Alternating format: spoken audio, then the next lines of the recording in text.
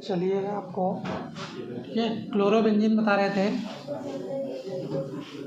ये क्लोरोबेंजीन में आपको देखिए, क्लोरोबेंजीन का आपको बनाने की विधियां पता चल गई थी। ठीक है, भौतिक गुण पता चल गए थे, रासायनिक गुण आपको बता रहे थे। रासायनिक गुण में आपको 2-3 चीज़ें बता दी थी। एक आपका क्या हैलोजनीकरण बता दिया गया था, ठीक है, और एक आपका नाइट्रीकरण बता दिया गया था। ठीक है, अब अगली जो रिएक्शन थी वो क्या है, सल्फोनीकरण है। तो देखिए सल्फोनीकरण का जो सिस्टम है वो क्या है, सल्फोनीकरण।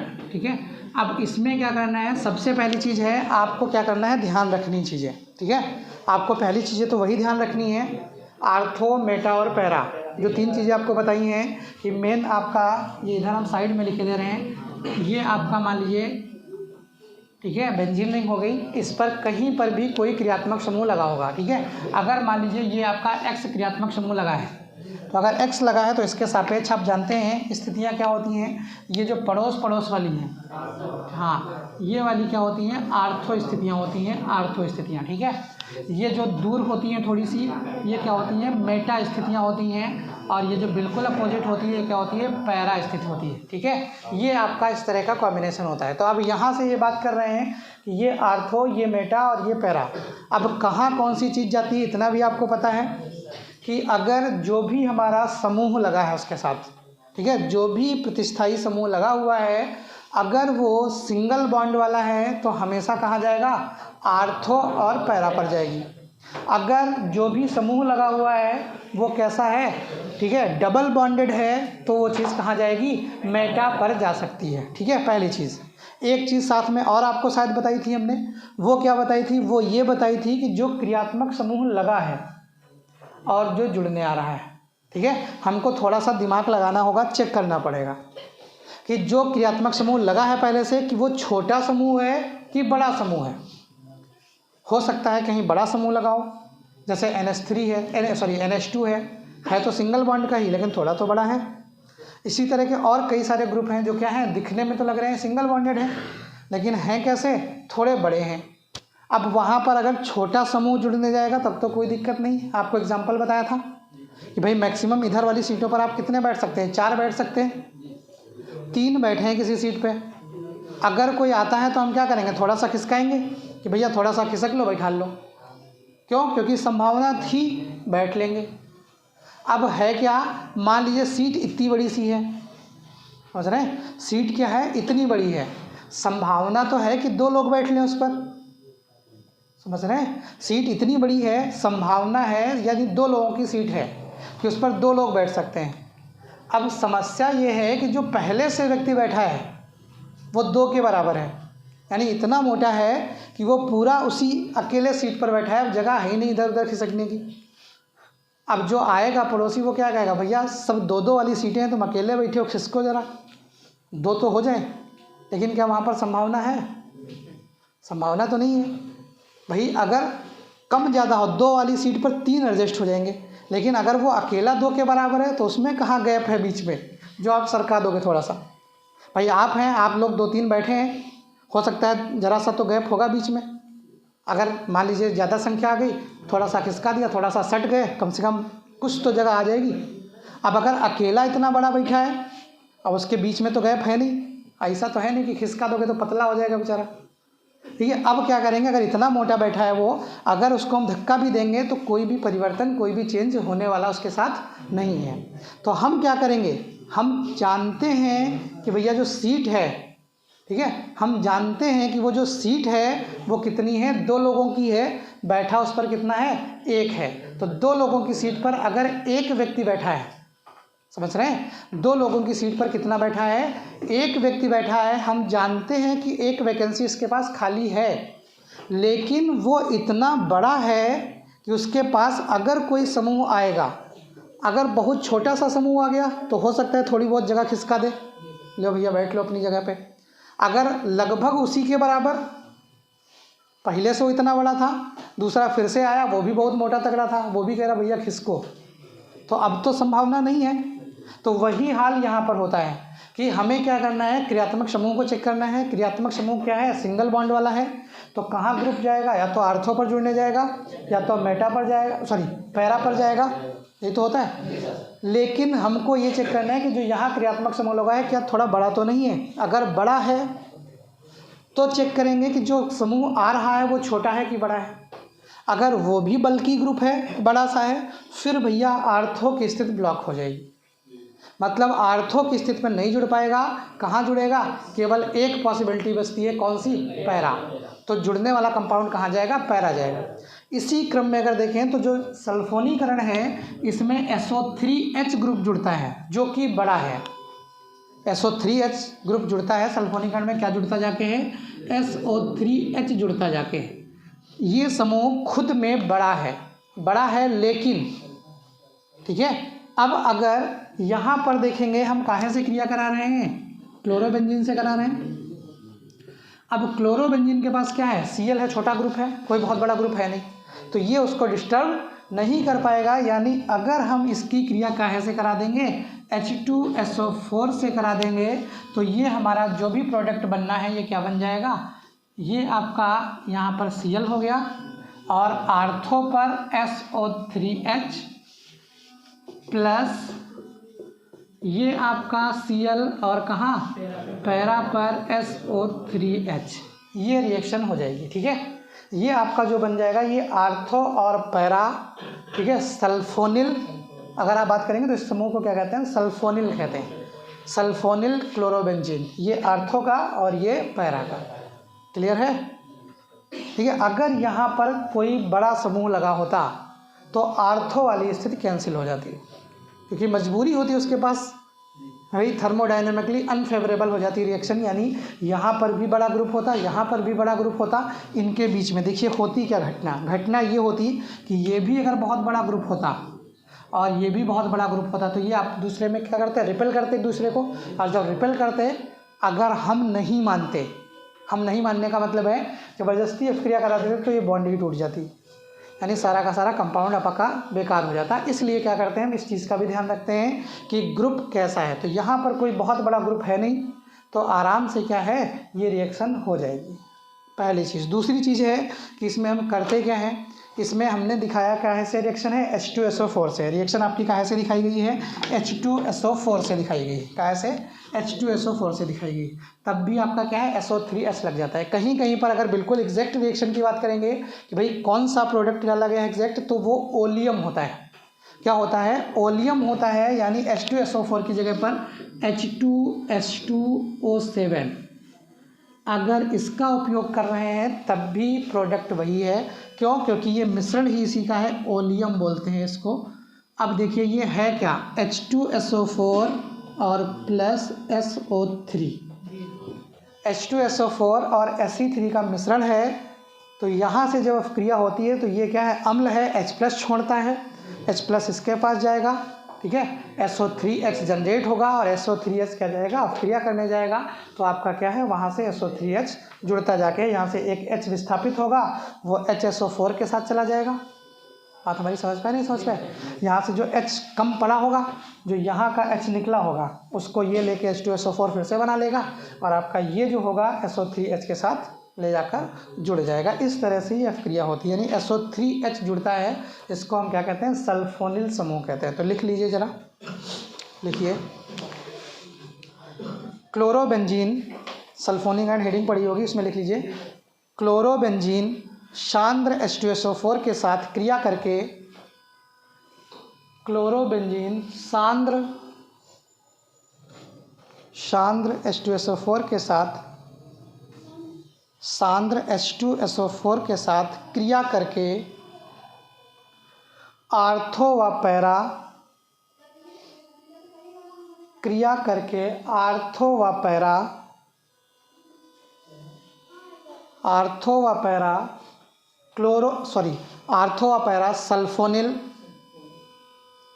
आर्थो व para sulphonyl chlorobenzene, sulphonyl chlorobenzene या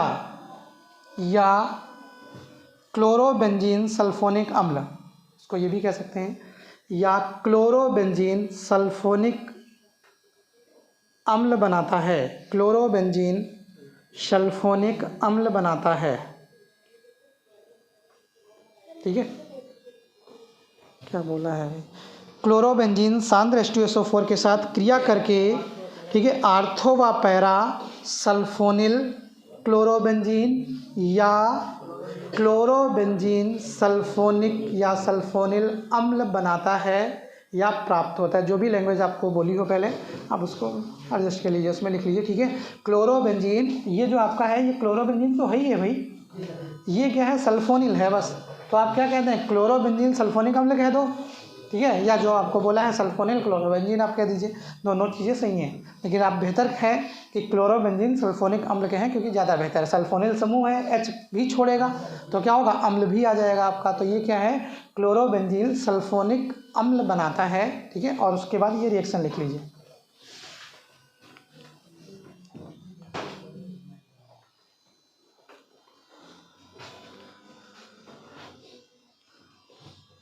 ठीक है, खाली बस यही बेंजीन वाली लिखनी है, उधर वो तो समूह बना हुआ है उसको मत लिखिएगा।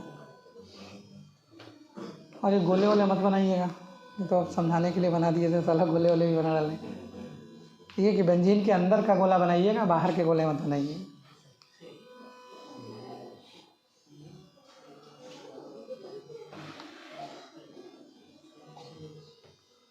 आज मच्छर नहीं लगेगा?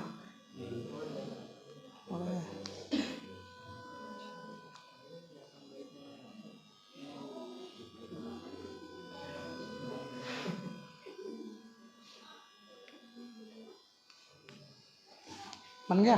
कोई दिक्कत हो तो बताइए, है कोई क्वेश्चन हो? नहीं है तो अगली हेडिंग लिखिए, डाव ऑफ क्रिया।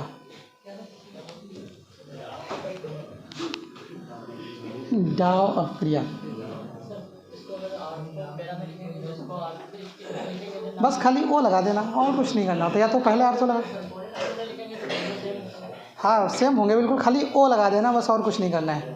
देखिए इसके साथ क्या लगा देना होता है, खाली ओ लगा दो ऐसे, बाकी पूरा नाम लिख दो। इसके साथ पी लगा दो, पूरा नाम लिख दो, या हिंदी में लिख रहे हो तो पूरा लिख दो, आर्थो क्लोरोबेंजीन सल्फोनिक अम्ल या पैरा क्लोरोबेंजीन सल्फोनिक अम्ल। आप समझ गए?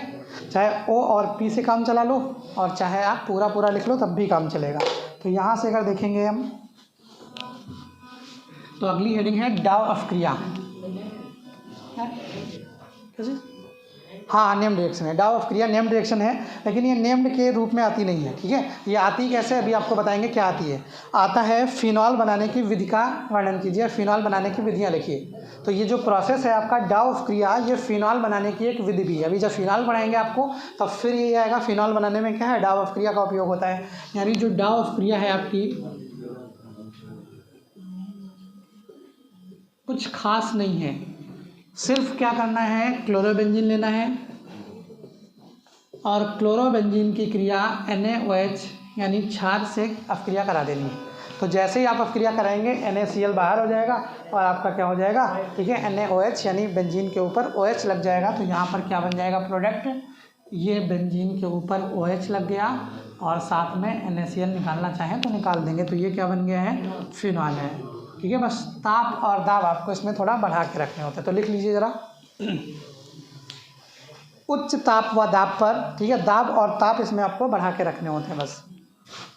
उच्च ताप व दाब पर, उच्च ताप व दाब पर क्लोरोबेंजीन की क्रिया, क्लोरोबेंजीन की क्रिया क्षार के साथ कराने पर, क्लोरोबेंजीन की क्रिया क्षार के साथ कराने पर, ठीक है, क्लोरोबेंजीन की क्रिया क्षार के साथ कराने पर फिनॉल प्राप्त होता है, फिनॉल प्राप्त होता है। इसे फिनॉल प्राप्त होता है, इसे डाव ऑफ क्रिया कहते हैं, इसे डाव ऑफ क्रिया कहते हैं।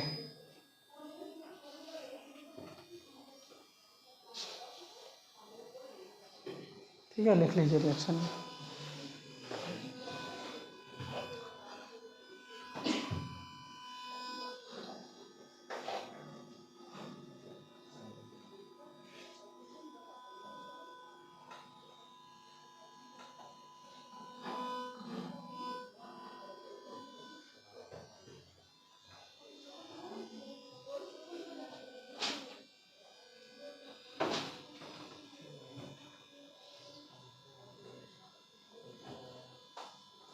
कर लिया। अगली हेडिंग है NH3 से क्रिया। NH3 से क्रिया, NH3 से क्रिया। तो अब देखिए इसमें होता क्या है, ठीक है, जब हम NH3 से क्रिया कराते हैं तो हमको पिरिडीन प्राप्त होती है, ठीक है। इसके ऊपर या सॉरी पिरिडीन बता रहे हैं, एनिलीन, ठीक है। जब भी कराएंगे तो क्या प्राप्त होगी, हमें एनिलीन प्राप्त होगी, मतलब बेंजीन के ऊपर क्या लग जाएगा, NH2 समूह लग जाएगा। देखिए कैसे होती है क्रिया ये। तो यहाँ पर अगर हम बात करेंगे तो ये आपका क्लोरोबेंजीन लेंगे हम, ठीक है। ये हमने क्या लिया, क्लोरोबेंजीन ले लिया, ठीक है। इसकी क्रिया हमने कहाँ से करा दी, NH3 से करा दी। क्यूप्रस ऑक्साइड की उपस्थिति में यानी Cu2O, ये रीजेंट ले लिया हमने, Cu2O यानी क्यूप्रस ऑक्साइड की उपस्थिति में हमने क्या करा दी, अपक्रिया करा दी। तो जब इसकी अपक्रिया कराएंगे तो इसके 2 अणु ले लेते हैं, ठीक है। तो यहाँ से जब 2 अणु लेंगे तो यहाँ पर क्या हो जाएगा, ये आपका, ठीक है, 2 अणु काहे के बन जाएंगे, NH2 यानी एनिलीन के बन जाएंगे, ठीक है। आपकी क्या बन जाएगी, एनिलीन बन जाएगी। तो लिखिए ज़रा, और HCl आपका निकल जाएगा, यहाँ से क्या होंगे, 2 H फ्री होंगे, ठीक है, और यहाँ से 2 Cl फ्री होंगे, आपका HCl निकल जाएगा, ठीक है। तो साथ में तो लिख लीजिए ज़रा, लिखिए, जब क्लोरोबेंजीन की क्रिया, जब क्लोरोबेंजीन की क्रिया क्यूप्रस ऑक्साइड की उपस्थिति में, जब क्लोरोबेंजीन की क्रिया क्यूप्रस ऑक्साइड की उपस्थिति में, क्यूप्रस ऑक्साइड की उपस्थिति में अमोनिया से कराई जाती है, क्यूप्रस ऑक्साइड की उपस्थिति में अमोनिया से कराई जाती है, तो एनिलीन प्राप्त होती है, तो एनिलीन प्राप्त होती है, तो एनिलीन प्राप्त होती है। और रिएक्शन लिख लीजिए, ठीक है। इसकी जगह पर आप Cu2Cl2 प्लस H2O भी निकाल सकते हैं एडिशनल में, Cu2Cl2 प्लस H2O, ठीक है। Cu2 यहाँ से है ही है, 2 Cl ले लेंगे तो क्या है, Cu2Cl2, जो इसका आप चाहे एडिशनल, वही बताया आपको, मेन प्रोडक्ट यहाँ से मतलब है एनिलीन से, एडिशनल क्या गया, कुछ नहीं।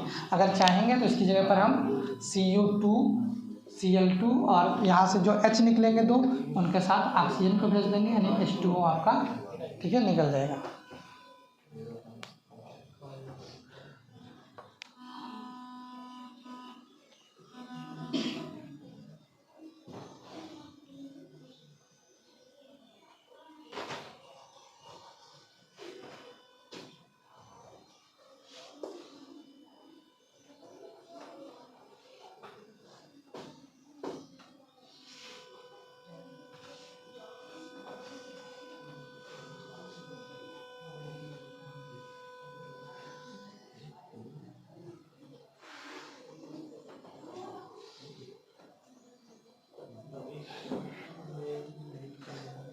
कर लिया। अब हेडिंग लिखिए, अपचयन, अपचयन। तो इसमें लिख लीजिएगा, lithium aluminium hydride, lithium aluminium hydride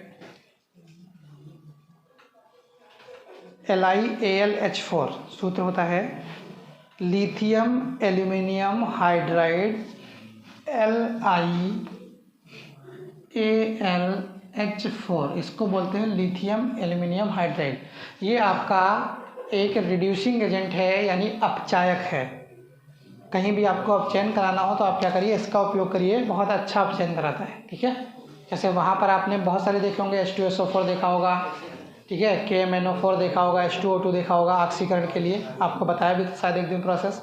KMNO4 क्या करता है, सीधे 4 स्टेप उड़ा देता है आपके। तो अगर आप बात करेंगे तो उसी तरह का अपचयन अगर कराना हो तो अपचयन में सबसे बेहतर रीजेंट आपका क्या है, लिथियम एल्यूमिनियम हाइड्राइड, ठीक है। तो जब भी हम क्या करेंगे, क्लोरोबेंजीन लेंगे, क्लोरोबेंजीन का अगर हम अपचयन करा देंगे किसकी उपस्थिति में, लिथियम एल्यूमिनियम हाइड्राइड की उपस्थिति में। तो जब हम लिथियम एल्यूमिनियम हाइड्राइड की उपस्थिति में अपचयन कराएंगे भैया, यहाँ से केवल क्या हट जाएगा, क्लोरीन हट जाएगा, बस केवल क्लोरीन हटेगा, क्या बन जाएगा आपका, सिंपल सा बेंजीन बन जाएगा, ठीक है। अगर यहाँ पर कुछ ऑक्सीजन से रिलेटेड होता या कहीं डबल बॉन्ड ट्रिपल बॉन्ड कुछ होता तो आपका वो सिंगल में कन्वर्ट होता।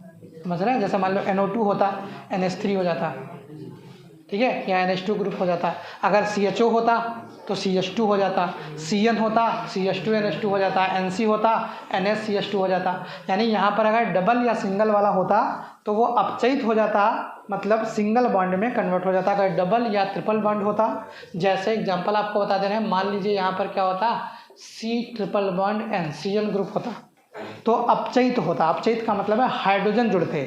अगर हाइड्रोजन जुड़ते तो इस पर भी जुड़ते और इस पर भी जुड़ते, यानी हमारा जो बनने वाला प्रोडक्ट होता वो क्या बनता, ये, ठीक है। इसके साथ साथ यहाँ पर CH2 और ये NH2, इस तरह का हमारा प्रोडक्ट तैयार होता जाके। अपचयन का मतलब ये होता है कि जितनी वहाँ पर पॉसिबिलिटी हो, जितना जो कुछ है सबको क्या कर देना है, हाइड्रोजन दे देना होता है, बस ये अपचयन की घटना होती है। तो यहाँ पर अगर बात करेंगे Cl है, कोई डबल वाला ही नहीं, ट्रिपल वाला, तो क्या होगा, ये सीधे सीधे अपचयित हो जाएगा, HCl के साथ बाहर हो जाएगा और क्या बन जाएगी, आपकी सीधी सी बेंजीन आपको प्राप्त हो जाएगी। यहाँ पर जो कंपाउंड मिलेगा आपको वो क्या मिलेगा, बेंजीन मिलेगी केवल, ठीक है। देख लीजिए इसको जरा,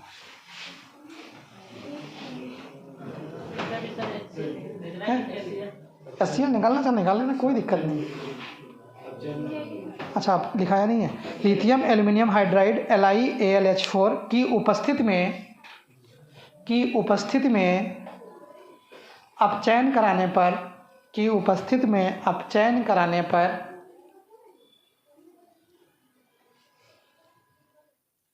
बेंजीन प्राप्त होती है, कि उपस्थिति में अपचयन कराने पर बेंजीन प्राप्त होती है।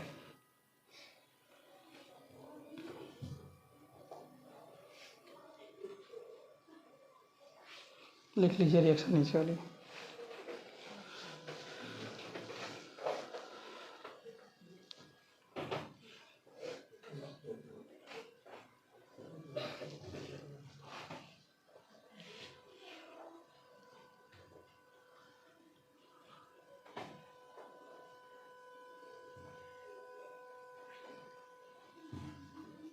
कर लिया? अब अगली हेडिंग लिखिए फिटिंग ऑफ क्रिया। फिटिंग, ये नेम रिएक्शन है, ठीक है। फिटिंग ऑफ क्रिया,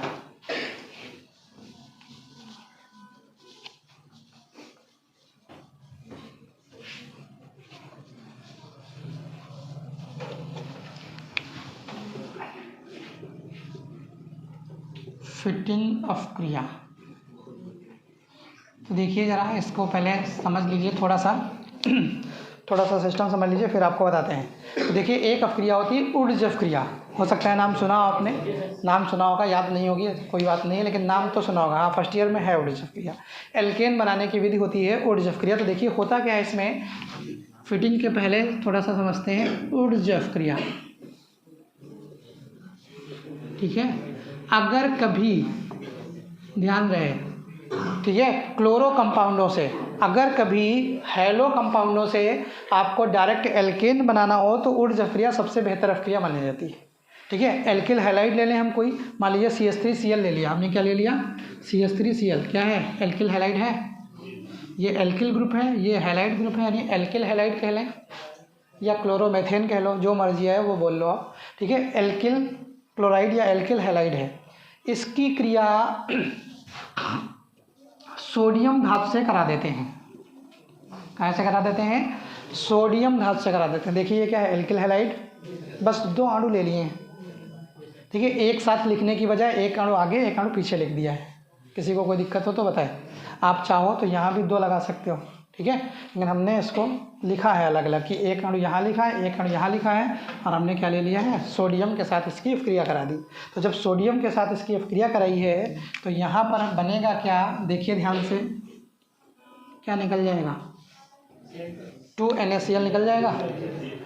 Na भी है, Cl भी है, 2 NaCl निकल जाएंगे, CH3 सिंगल बॉन्ड CH3, यानी क्या बनेगा हमारा प्रोडक्ट, यहाँ से अगर देखेंगे हम तो CH3 सिंगल बॉन्ड CH3, इस तरह का कंपाउंड बनेगा आपका, ठीक है। क्या बनेगा आपका, CH3 सिंगल बॉन्ड CH3 बनेगा, और प्लस में क्या निकल जाएगा, 2 NaCl, ये आपका हिस्सा निकल जाएगा, ठीक है। अब इसमें एक चीज़ और ध्यान रखते हैं कि जब भी अपक्रिया कराते हैं तो शुष्क ईथर की उपस्थिति में कराते हैं। कैसे कराते हैं, शुष्क ईथर की उपस्थिति में, ड्राई ईथर ले लेते हैं, शुष्क ईथर। अब भैया इसका क्या काम हो गया, शुष्क ईथर का। अपक्रिया काहे से हो रही है, सोडियम से। अपक्रिया काहे से हो रही है, सोडियम से। आप जानते हैं सोडियम बहुत क्रियाशील है, वायु के संपर्क में आकर या जल के संपर्क में आकर जलने लगता है। तो अगर आप इसको ऐसे ही करा देंगे, स्वतंत्रता पूर्वक वायु की उपस्थिति में करा देंगे, तो जो वायु की नमी है उसके साथ क्या करेगा, सोडियम अपक्रिया करेगा और ख़राब हो जाएगा। या आप कह सकते हैं सोडियम क्या होगा, जल जाएगा, और सोडियम ना रहकर क्या रह जाएगा, NaOH मिल जाएगा आपको। ठीक है, सोडियम ना रहकर क्या हो जाएगा, वो NaOH हो जाएगा। तो जो हम चाहते हैं वो चीज़ नहीं हो पाएगी। इसलिए कहीं अगर सोडियम की अपक्रियाएँ हों, कहीं पर आपका मैग्नीशियम की अपक्रियाएँ हों, ठीक है, इस तरह के जो कंपाउंड है जो ज्वलनशील हैं, या आप ऐसे कह सकते हैं जो वायु की उपस्थिति में बेकार हो जाते हैं, उनके लिए हमको क्या रखना पड़ता है, शुष्क ईथर रखना पड़ता है। वहाँ पर एनवायरनमेंट में वायु को हटाकर क्या करना पड़ता है, शुष्क ईथर देनी पड़ती है, ताकि वो अपक्रिया खराब होने से बच जाए, या वो जो कंपाउंड हमने लिया है वो खराब होने से बच जाए। तो फिर से देख लीजिए, एल्किल हैलाइड की क्रिया सोडियम धातु के साथ शुष्क ईथर की उपस्थिति में कराई जाती है, तो क्या मिलता है, एल्केन बनता है। ये अपक्रिया क्या कहलाती है, ऊर्ज अपक्रिया कहलाती है। क्या कहलाती है, ऊर्ज अपक्रिया कहलाती है। ठीक है, अब देखिए ये क्या है, एलिफेटिक है। अब अगर इसकी जगह पर एरोमेटिक ले लिया जाए, क्या हम ले लें, एरोमेटिक ले लें, यानी क्लोरोबेंजीन ले लें। अगर हम क्या कर लें, इसकी जगह पर क्लोरोबेंजीन ले लें, ठीक है, यानी ये हमने लिया बेंजीन, इसके ऊपर क्या लगा दिया, क्लोरीन, खाली इसकी जगह पर ये ग्रुप लगा दिया है, बस और कुछ नहीं किया। चाहे इधर इधर लिख लो, चाहे जैसे लिख लो, 2Na और प्लस फिर एक अणु ले लेंगे हम Cl। ठीक है, देख के पता चल रहा होगा आपको, 2NaCl, 2NaCl निकाल देंगे, क्या बनेगा, बेंजीन दोनों आपस में जुड़ जाएंगी, यानी डाईफेनिल बन जाएगा। मतलब जब ये जुड़ेंगे तो क्या बनेगा, ये एक बेंजीन और ये एक बेंजीन आपस में क्या होंगे, जुड़ जाएंगे। अब जोड़ोगे कैसे, मजबूरी है ऐसे जोड़ना है, ठीक है, लेटा के ही जोड़ना पड़ेगा इनको, क्योंकि खड़ी खड़ी तो जुड़ नहीं पाएंगी ये। तो आप ये क्या करेंगे, इसको ऐसे जोड़ देंगे, क्या बन गया, बाईफेनिल कह लीजिए या डाईफेनिल कह लीजिए, ये बना, और प्लस आपका साथ में क्या निकल गया, 2NaCl निकल गया। उपस्थित काहे की है, शुष्क ईथर की उपस्थित है। ठीक है, ये अपक्रिया क्या कहलाती है, सेम ऊर्जी है। अरे ऊर्ज का ही तो हिस्सा है, खाली बस क्या है, थोड़ा सा चेंज है, इसकी जगह पर एरोमेटिक आ गया है। इस अपक्रिया को हम बोलते हैं फिटिंग अपक्रिया। क्या बोलते हैं, फिटिंग अपक्रिया। ठीक है, अब आधी ऊर्ज ले लो, आधी फिटिंग ले लो, समझ रहे हैं, ऊर्ज में, ठीक है, आप क्या कर दीजिए, ये वाली चीज़ फिट कर दीजिए, यानी कहने का मतलब आधी ऊर्ज अपक्रिया ले ली और आधी फिटिंग अपक्रिया ले ली। यानी कहने का मतलब है, एक हमने क्या लिया, एरोमेटिक कंपाउंड ले लिया, ठीक है, इसकी क्रिया कैसे करा दी, सोडियम से, और एक क्या ले लिया, CH3Cl ले लिया। आधा एरोमेटिक, आधा एलिफेटिक, आधा फिटिंग का, आधा ऊर्ज का। ठीक है, तो यहाँ से जब हमने अपक्रिया करा दी, तो यहाँ से क्या बन गया, बेंजीन। बेंजीन के ऊपर क्या जाएगा, यही तो बचेगा, बेंजीन के ऊपर CH3 लग गया, और प्लस आपका 2NaCl बाहर हो गया। तो ये आपका जो हो गई, ये क्या हो गई, ऊर्ज फिटिंग। तीन अपक्रिया आपकी एक साथ हो गई, ये क्या हो गई, ऊर्ज फिटिंग अपक्रिया हो गई। ये ऊर्ज अपक्रिया, ये फिटिंग अपक्रिया, और ये ऊर्ज फिटिंग अपक्रिया, क्योंकि आधा हिस्सा ऊर्ज का है और आधा हिस्सा का है फिटिंग का है। तो यहाँ फिटिंग लिख रहे थे, तो फिटिंग को लिखिए ज़रा, लिखिए, जब क्लोरोबेंजीन की क्रिया, जब क्लोरोबेंजीन की क्रिया सोडियम धातु के साथ, जब क्लोरोबेंजीन की क्रिया सोडियम धातु के साथ, जब क्लोरोबेंजीन की क्रिया सोडियम धातु के साथ शुष्क ईथर की उपस्थिति में कराई जाती है, सोडियम धातु के साथ शुष्क ईथर की उपस्थिति में कराई जाती है, शुष्क ईथर की उपस्थिति में कराई जाती है, तो बाईफेनिल बनता है, तो बाईफेनिल बनता है। इस अपक्रिया को फिटिंग अपक्रिया कहते हैं। इस अपक्रिया को फिटिंग अपक्रिया कहते हैं। तो इस अपक्रिया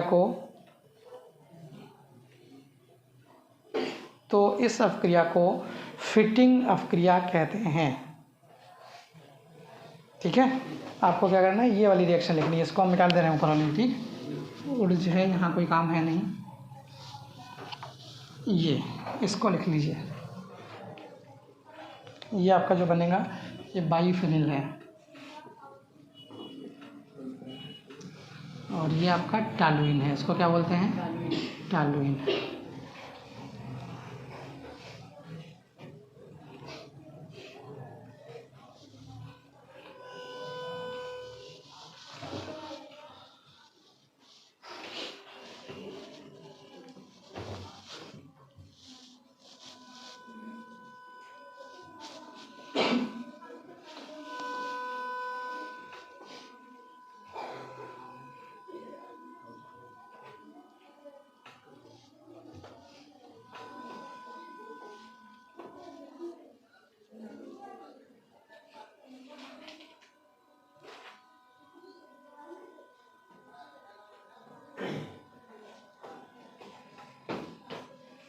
कर लिया।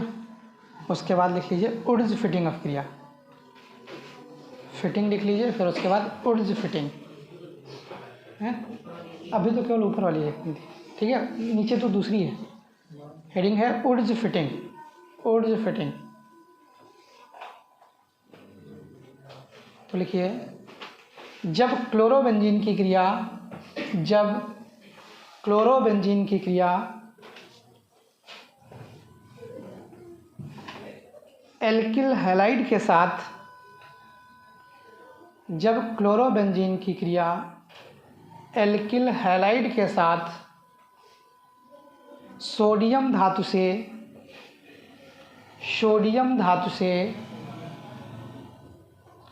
शुष्क ईथर की उपस्थिति में कराई जाती है, के साथ शुष्क ईथर की उपस्थिति में कराई जाती है,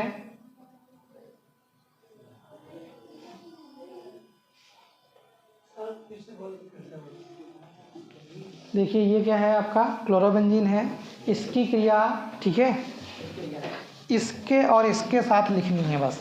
इसकी क्रिया एल्किल हैलाइड, ठीक है, तथा सोडियम धातु के साथ कराई जाती है, तो टॉलुइन प्राप्त होता है, या शुष्क ईथर बीच में अगर लिखा हो। चलिए हम फिर से लैंग्वेज बोलें, देखिए वही चीज़ है, लैंग्वेज कहीं से देख दाख के बोल नहीं रहे, जितनी बार निकलेगी उतनी बार अलग लिख लेगी। बस आपको ये ध्यान रखना है कि क्या क्या हो रहा है, इस चीज़ को ज़रा नोटिस करिए।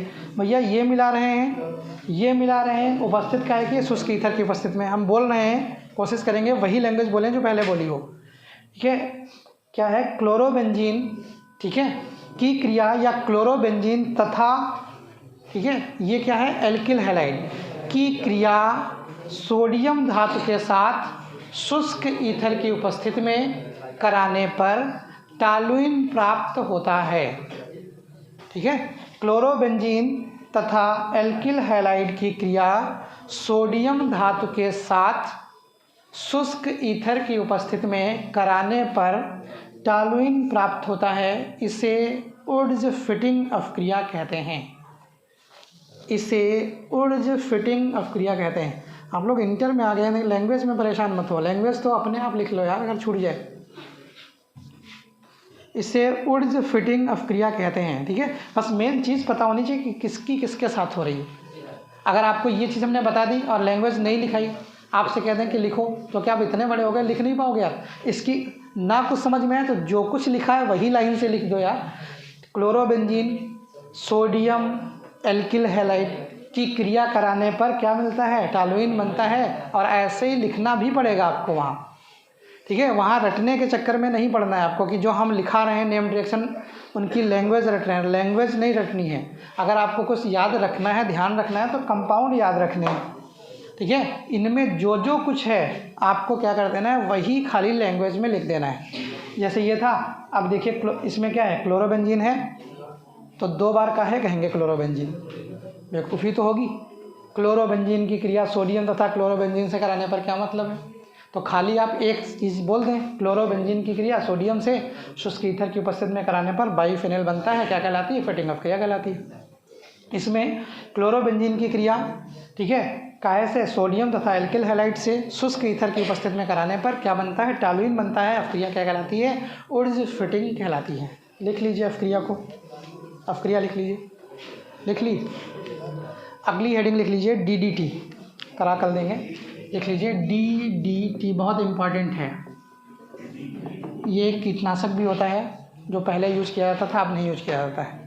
DDT बहुत खतरनाक कीटनाशक होता था, ठीक है।